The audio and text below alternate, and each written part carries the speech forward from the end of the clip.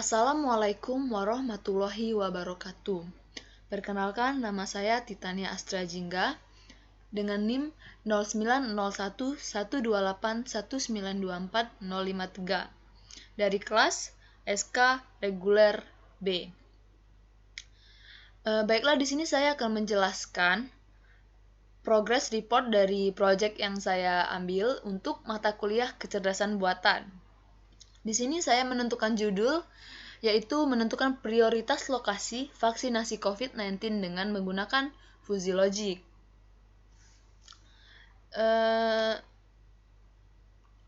Pertama, sebelum masuk ke materi yang lebih spesifik, kita harus mengetahui latar belakang terlebih dahulu. Di masa pandemi seperti sekarang ini, tentunya kita perlu berantisipasi dalam menjaga diri agar tubuh kita tetap sehat dan memiliki imun yang kuat, agar kita terhindar dari penyakit-penyakit dan virus-virus yang tidak diinginkan. Sebagai masyarakat Indonesia, kita telah dianjurkan untuk melakukan vaksinasi COVID-19 agar tubuh kita menjadi lebih kebal terhadap virus-virus yang mendatangi tubuh kita, seperti penyakit COVID-19. Di kehidupan sehari-hari, manusia dihadapkan dengan permasalahan untuk pengambilan keputusan. Seperti kita jika ingin menentukan lokasi kita vaksin, jenis vaksin yang kita ambil.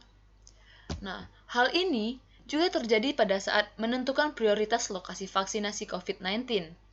Dengan menggunakan logika fuzzy, untuk menentukan prioritas lokasi bertujuan agar dapat membantu para masyarakat untuk dapat melakukan penilaian dengan cepat dan tepat dan akurat.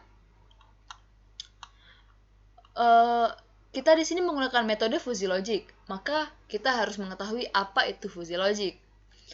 Konsep logika fuzzy pertama kali diperkenalkan oleh Profesor Lotfi Azadeh dari Universitas California pada bulan Juni 1965. Fuzzy secara bahasa diartikan sebagai kabur atau samar-samar.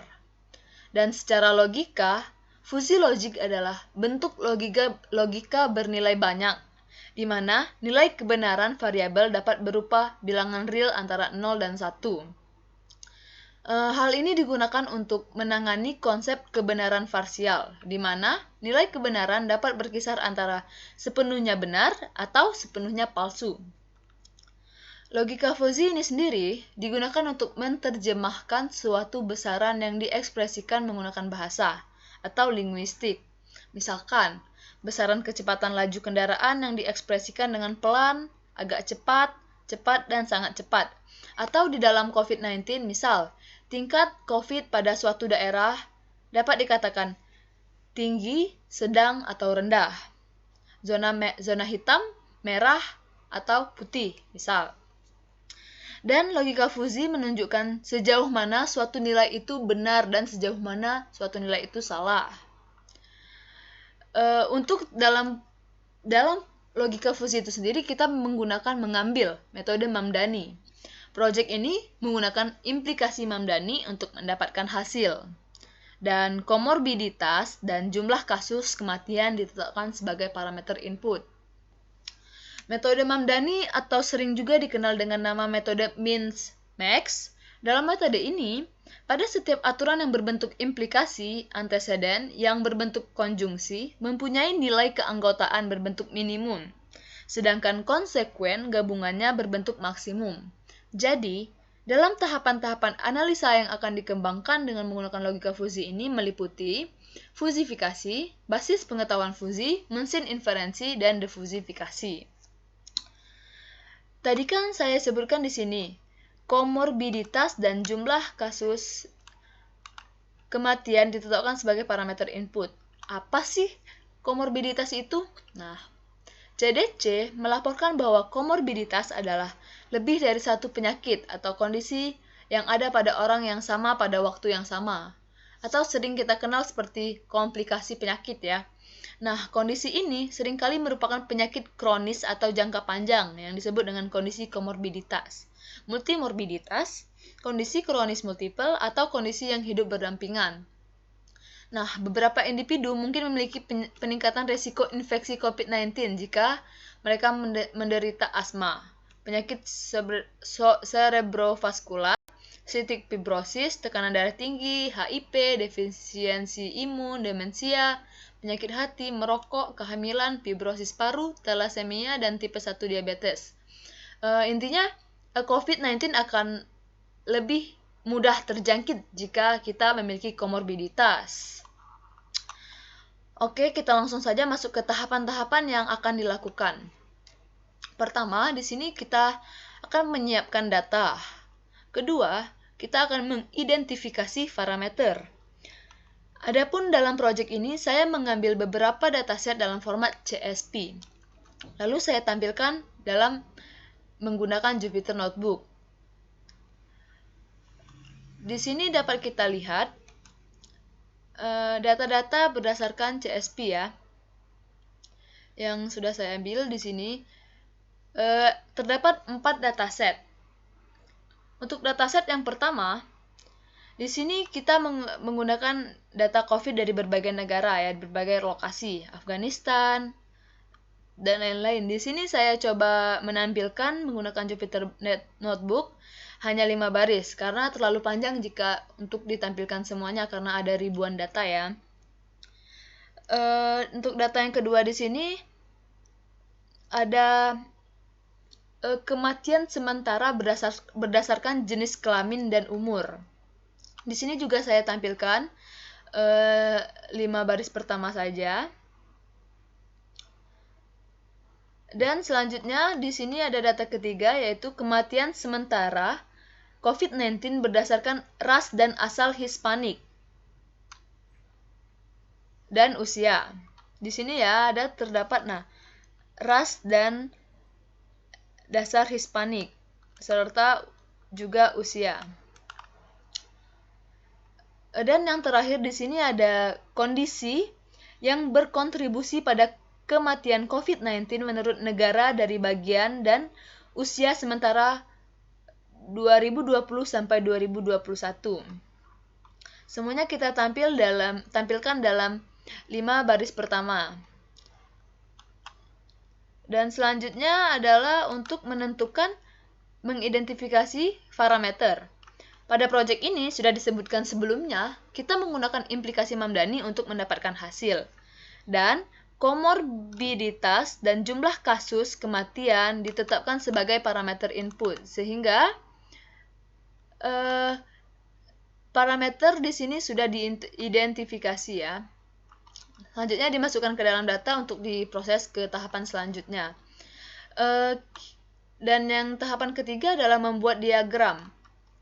Untuk mempermudah dalam menganalisis dataset yang telah diambil, maka kita diperlukan pembuatan diagram agar perbedaan data satu dengan data yang lain terlihat signifikan. Selanjutnya kita lihat di sini ya beberapa diagram yang sudah saya buat. Di sini untuk data yang berdasarkan umur tadi ya. Nah, bisa kita lihat ya perbedaan secara signifikan dan presentasinya juga sudah disediakan di sini. Jadi kita bisa menarik kesimpulan dengan lebih mudah. Di sini misalnya terdapat 29% pada umur 85 tahun ke atas yang terjangkit COVID atau sebanyak 10.059.416. Nah, jadi bisa langsung disimpulkan seperti ini. Kematian akibat pneumonia dan COVID-19 terutama terjadi pada pasien yang berusia di atas 50 tahun. Atau yang paling parah adalah pasien yang berusia di atas 85 tahun. Di sini juga bisa dibuat misalnya menggunakan diagram batang seperti ini. Bisa kita lihat ini untuk yang oranye adalah pneumonia, influenza, or COVID-19 deaths.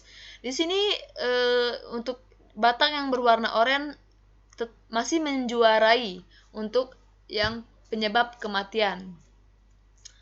Jadi mudah ya disimpulkan kalau kita bisa mengimplikasikan data-data set tadi ke dalam diagram seperti ini.